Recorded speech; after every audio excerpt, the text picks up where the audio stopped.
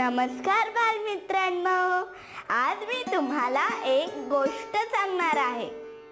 त्या गोष्टीचं नाव आहे यशाचा मार्ग। एक पुजारी गाभाऱ्यात पूजा करत होता। तेवढ्यात तिथे एक छोटा मुलगा आला। त्यालाही वाटले की आपणही पुजाऱ्यासारखे लांबून पूजा करावी। मग पुजाऱ्याने हळद कुंकू टाकले की तोही तशीच ॲक्शन करायला लागला। मग पुजाऱ्याने अक्षता टाकली, फुलं टाकले, हाही तशीच ॲक्शन करायला लागला। पुजाऱ्याचे लक्षही त्याच्याकडे होते। त्याला राग यायला लागला की हा पोट्टा माझी नक्कल करतोय। म्हणून शेवटी पुजाऱ्याने मंत्र म्हणायला सुरुवात केली आणि हळूच या छोट्याशा मुलाकडे पाहिले।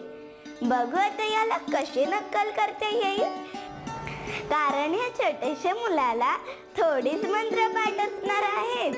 पुजारी मंत्र म्हणत होता तर हाही मुलगा ओठातून काहीतरी पुटपुटत होता। पुजाऱ्याचा रागाचा पारा चढत गेला। पुजाऱ्याने पूजा संपवली, मुलाकडे आला आणि खेकसून म्हणाला, काय रे, नक्कल करत होतास ना? पोरगं घाबरून म्हणालं, नाही नाही महाराज, मलाही वाटले की मीही तुमच्यासारखी देवाची पूजा करावी, म्हणून जसं तुम्ही करा तसं मी करेल। पुजारी म्हणाला, ते सर्व ठीक आहे रे, पण जेव्हा मी मंत्र म्हणत होतो तेव्हाही तुझी पुटपुट चालूच होती।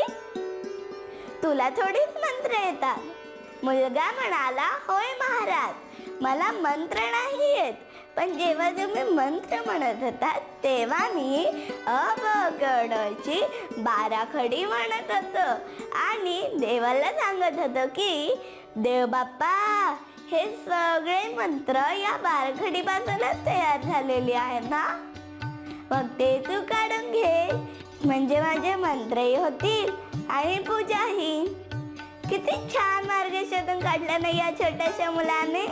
मित्रांनो, आपल्या यशाचा मार्ग आपल्याला शोधून काढावा लागेल। शोधा ना। धन्यवाद। भेटूया पुढच्या व्हिडिओमध्ये।